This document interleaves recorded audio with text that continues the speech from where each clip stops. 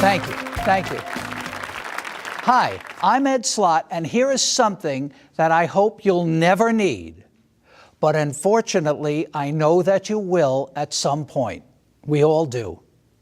Here is what to do about stock market volatility. We all worry about it, but after watching this program, I'm hoping you can worry less and plan more. Next time the market takes a dive, do nothing. Touch nothing. Watch this program first. It will save you a bundle and save you from making mistakes and panicking. So what is your reaction to volatility? This is something we have to live with, and here are some strategies for when the market takes a big drop, as we all know happens from time to time. Probably the best advice for most people is to do nothing. Panicking won't help. Historically, markets go up and down even when they have really tanked. Over time, they've always come back. But you might be saying, what if I run out of time? So the first thing you should do is an assessment of your risk tolerance and focus more on when you will need those savings, your time horizon. If risk tolerance is a problem, maybe the market is not for you. Remember that, in general, the greater the risk, the greater the reward. But when you look at when you'll need the funds, maybe the risk is not as great as you thought, depending on your time horizon. If you cannot deal with the risk of principal loss at all, you probably shouldn't be in the stock market, especially if you are older and cannot afford to lose money in retirement and change your lifestyle. In that case, you should first educate yourself on stock market alternatives and sit down with a knowledgeable financial advisor, discuss options that might eliminate or reduce your exposure to market risk. For example, insurance company products like life insurance and annuities can eliminate market risk because you are paying for guarantees. Ask about the various types of products in this category that might lock in a certain return that is guaranteed. But again, there is no free lunch. You pay for these features. Funds within a permanent life insurance policy can be structured to grow tax-free, and if held to death, they will pay a tax-free death benefit to your heirs. And many permanent life insurance policies eliminate market risk. Annuities can offer guaranteed lifetime payments in retirement, and if those are held in your Roth IRA, those payments can be tax-free too. So in that scenario, you can eliminate both the tax risk and the stock market risk. This might help you sleep better at night, and peace of mind is a nice feeling, not worrying about the stock market or even taxes with this strategy. But no matter where you put your money, you'll find that every investment vehicle has up and down sides. For example, you can invest in certain bonds that pay a stated rate of interest, but the value of that bond could go up or down depending on interest rates. If interest rates rise, your bond is worth less if you want to sell it before maturity. In addition, the company or municipality behind the bond could default. So there might be risk there as well. U.S. government-backed securities are probably the most solid when it comes to eliminating risk of loss, but they generally return less.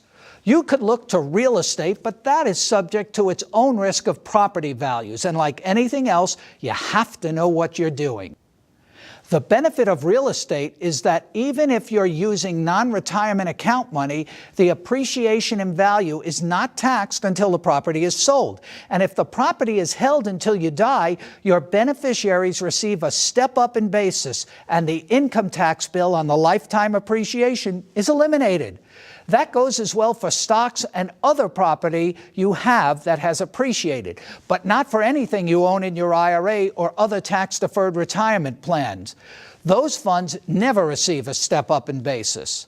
But maybe you should look a bit differently at a market decline. There are some ways you can benefit from a down market. Remember that this will happen. We just don't know when and by how much the market will drop.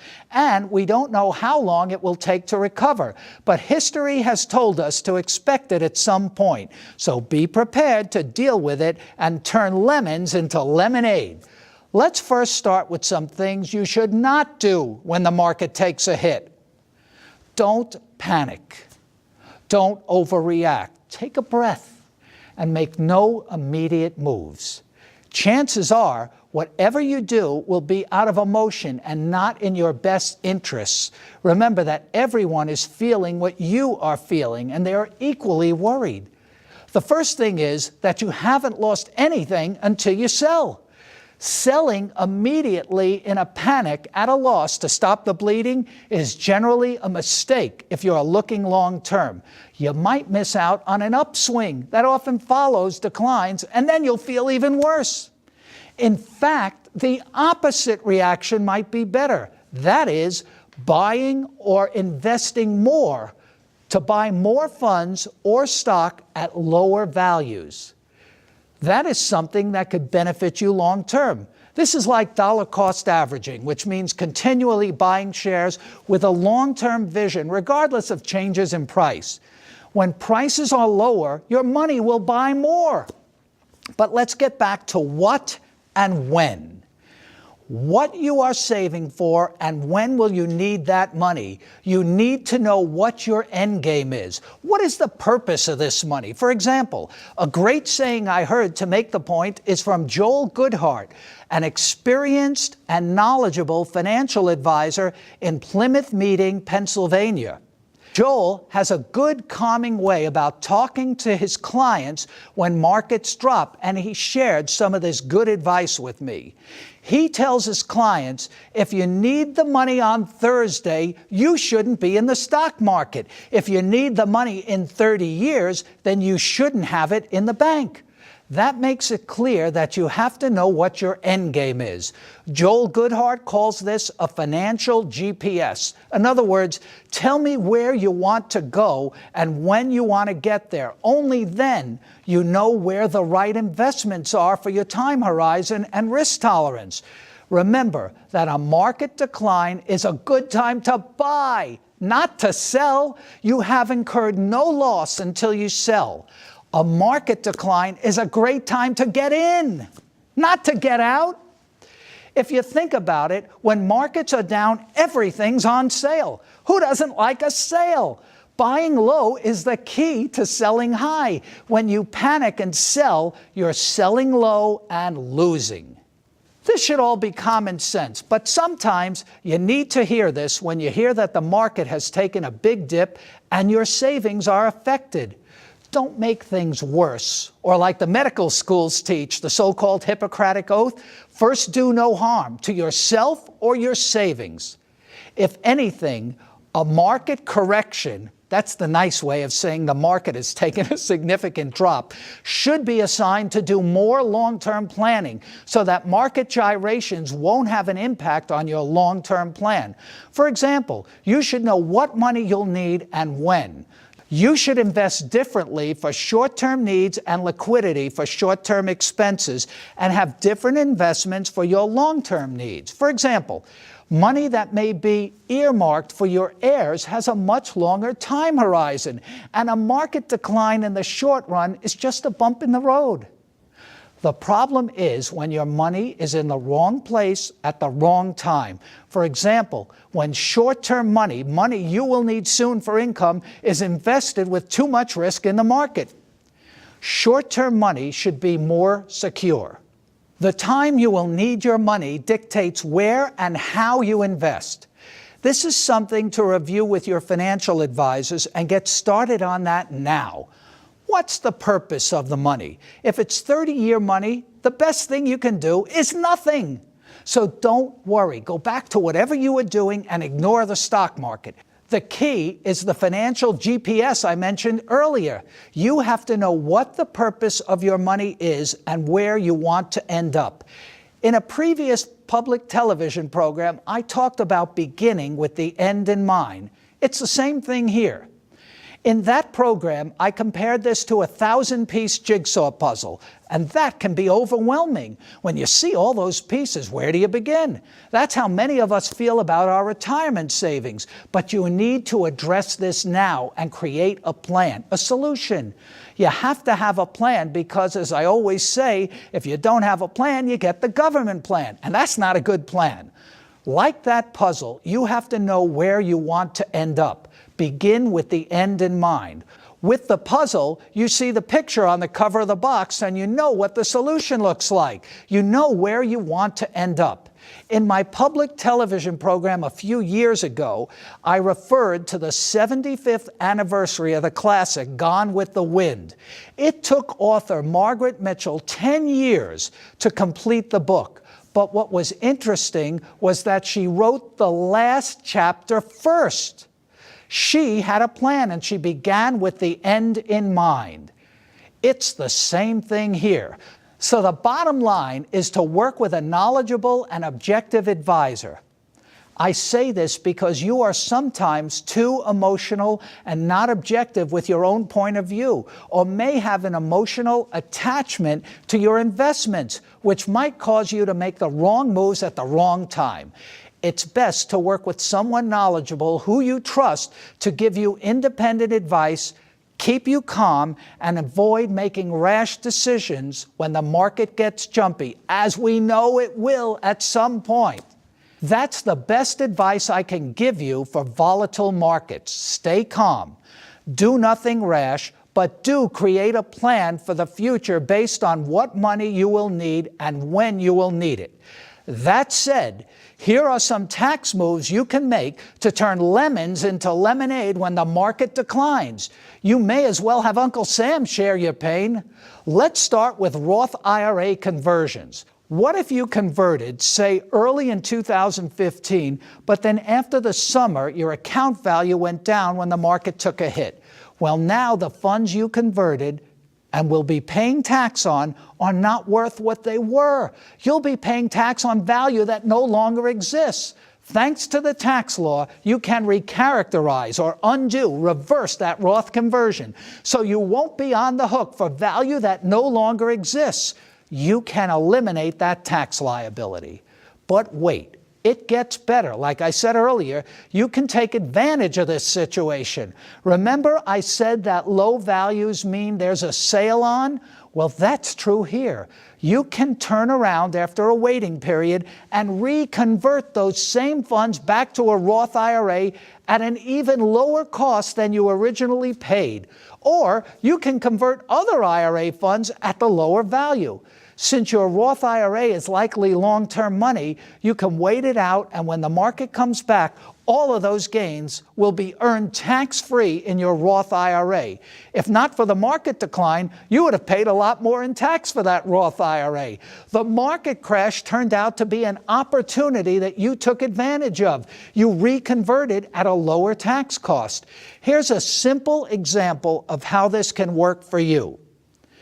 Let's use round numbers. Let's say Jack converted $100,000 to his Roth IRA in January 2015. That means that when Jack files his 2015 taxes in 2016, he'll have to add that $100,000 conversion to his income. He'll owe tax on that $100,000. But let's say that when Jack goes to have his taxes done in March 2016, the market value declined and his $100,000 Roth took a real hit and was only worth $60,000. Jack still owes tax on $100,000 Roth conversion, even though it's actually only worth $60,000. Let's say Jack's tax rate on that conversion when added to his other income is a combined federal and state rate of 40%. So Jack would owe $40,000 in tax on an account worth only $60,000. That is obviously a bad situation, but it can be fixed. Thanks to a provision in the tax law that allows a Roth conversion to be reversed, a Roth recharacterization. Jack can have the entire conversion reversed like it never happened, like a bad dream. He directly transfers the remaining $60,000 back to his traditional IRA. Now he no longer owes the tax on his $100,000 conversion. The tax liability is eliminated. Jack's account is still down, but at least he's off the hook on the tax bill. But now is the time to buy when the value is low. After waiting 30 days after he recharacterizes, Jack can reconvert the $60,000 to his Roth IRA, now paying tax on only $60,000, which might even drop his tax rate down to maybe 35% or less. When the smoke clears, Jack has $60,000 in his Roth IRA and paid a lower tax to get it there. Over time, assuming the market comes back as it usually does, Jack's $60,000 goes back up to the original $100,000 or even higher. But now all of that gain from the $60,000 on is tax-free in Jack's Roth IRA. He only paid tax on $60,000, but long-term he'll have $100,000 or more growing tax-free. This is exactly what I meant by turning lemons into lemonade.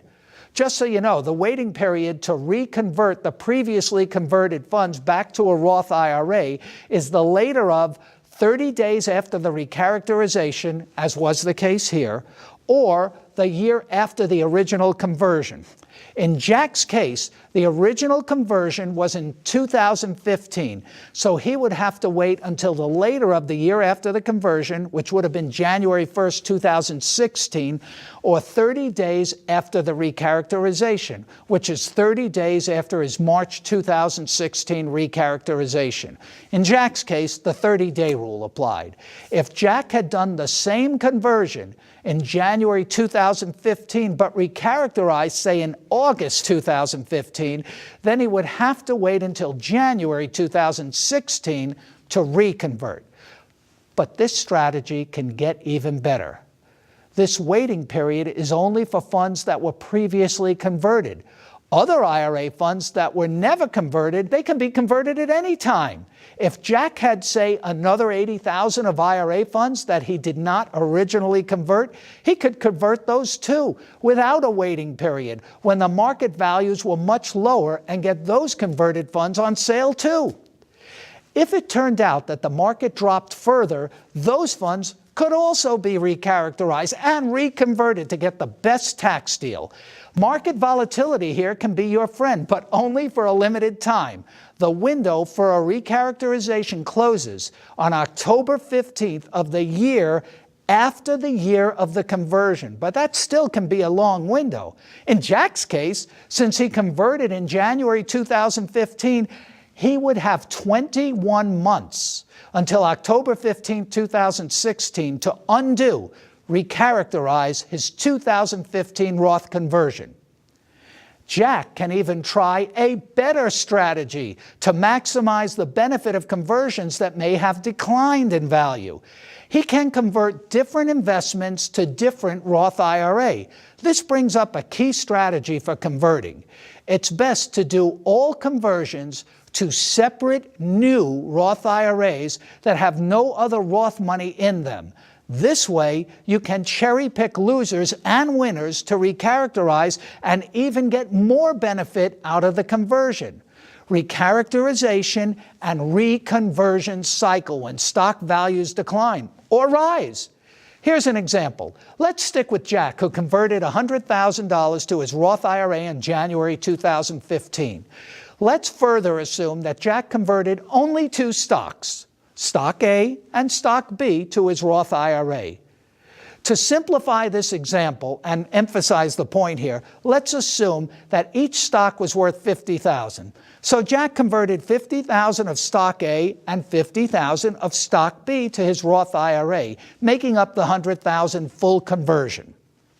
Now, let's say that Stock A doubled in value to $100,000, but Stock B became worthless and is now worth zero, zilch, nothing. The value in Jack's Roth IRA is the same $100,000, but all in stock A. Because Jack converted both stocks to the same Roth IRA, he will get no tax benefit for the loss in stock B by recharacterizing, because you have to combine the gains and losses in the Roth IRA account when you recharacterize. The gain was $50,000 on stock A, but the loss was also $50,000 on stock B. So there was no net loss in the Roth. So there would be no tax benefit to recharacterizing. Jack cannot cherry pick the loss and just recharacterize the loser, since they are both in the same Roth IRA account. But you can cherry pick the loser if each stock was converted to a separate new Roth IRA that had no other Roth IRA funds in there. If that was done, Jack would have converted $50,000 of stock A to one Roth IRA and $50,000 of stock B to another different new Roth IRA. Now, Jack could recharacterize only the Roth IRA with stock B and eliminate the tax on that $50,000. He could leave that other Roth IRA with stock A because that is worth $100,000. The result is that Jack has the same $100,000 in his Roth IRA, but only paid tax on $50,000. If both stocks were converted to the same Roth IRA, Jack would have the same $100,000, but would have paid tax on the full $100,000. That's a big difference. So be aware of this strategy too. That's how you use market volatility to your advantage with Roth IRA conversions. You can also do this when making your annual Roth or traditional IRA contributions, if you qualify. By contributing when the market is down, you are getting more for your money. Again, buying on sale. In addition to the above items, your required minimum distributions can be lowered if the value at year-end is lower. But that benefit won't happen until the following year. For example, if your December 31st, 2015 IRA value was lower due to the market decline, then you won't be able to lower your 2015 required minimum distribution, because that is based on the previous year's December 31st value. But your 2016 required amount will be lower, since that is the distribution that is based on the December 31st, 2015 IRA account value, even if your IRA balance rises in 2016. Now let's talk about tax losses. If you do feel that some stocks should be sold, maybe if you need the liquidity for short-term income, it might pay to sell certain losing stocks and take the tax loss. The tax loss can offset capital gains dollar for dollar, plus up to $3,000 of other ordinary income, like income from a Roth conversion or income from required minimum distributions. Work with your financial advisor and see how much in gains and losses you might end up with for the year. You can use the losses to offset large amounts of gains. For example, maybe you sold a piece of property for a $50,000 gain during the year. You can use $50,000 of losses to offset the tax on the $50,000 property gain. If you have inherited property that received a step up in basis, as I referred to earlier, and later that property, say stock, declines in value, you can deduct the loss on that property, generating a capital loss. For example, your dad bought stock for $10,000 and held it for many years before he died. At his death, it was still unsold and now worth $70,000. You inherit it at the $70,000, getting a step up in basis from the original cost of $10,000 to the $70,000 value at the date of death. If you sold right after death when the stock was still worth the $70,000, there would be no income tax due, since your cost would be the $70,000 stepped up basis. If, on the other hand, the market declines after death and that stock is worth only $50,000 and you sell it at the $50,000, you can claim a $20,000 capital loss, which can be used to offset $20,000 of gains or up to $3,000 of ordinary income. The same with other property, like a house or land. But remember that IRAs, 401ks, annuities, or other similar items, which are known as items of income in respect of a decedent, never receive a step up in basis. For example, if your dad had an IRA he invested the same $10,000 in and it was worth the same $70,000 at his death, you would owe tax on all $70,000 if you withdrew the funds when they were worth $70,000. There is no step up in basis on inherited IRAs. If the value went down to $50,000, like in the stock example where you had a $20,000 capital loss, with an IRA, you would owe tax on the full $50,000 IRA value withdrawn. Here's another possible benefit of a falling market, but one that will only benefit your heirs, not you, because this one can only apply after you die. Let's say the value of your estate declines substantially soon after death. Your executor should know about a special provision designed to lower your estate tax on the value of an estate that declined. It's called electing alternate valuation. Normally, the value of estate property is determined on the date of death, but alternate valuation can be elected, which allows the estate to use the value of assets on 6 months after the date of death if the asset values decline. So your heirs can reduce the estate tax owed. You only use this if it reduces the estate tax liability, and it must be elected on all assets of the estate, including any IRAs or retirement plans in the estate. Your executor would have to know to elect alternate valuation on your federal estate tax return, Form 706, to gain this benefit. There is a tax break for net unrealized appreciation in employer securities called NUA for short. NUA sounds complicated, but the mechanics of the tax break on net unrealized appreciation of company stock are relatively simple. If a lump sum distribution from a company plan includes highly appreciated stock, you are permitted to roll it over to an IRA, but you may not want to. Although conventional wisdom says do the rollover, there is an exception that applies to company stock and works best when that stock is highly appreciated from the date the company plan, for example, your 401k plan, acquired it. The higher the appreciation and the lower the cost basis in the company's shares, the more advantageous the NUA tax break is. Under the special NUA tax rule, you can withdraw the stock from the plan and pay the regular, ordinary income tax on it, but only on the original cost to the plan and not on the market value. That is what the shares are worth on the date of the distribution. The difference, that appreciation, is called the net unrealized appreciation, NUA. NUA is the increase in the value of the employer stock from the time it was acquired by a plan to the date of the distribution to the plan participant. That's you. The plan participant can elect to defer the tax on the NUA until he sells the stock. When he does sell, he will only pay taxes at his current capital gains rate.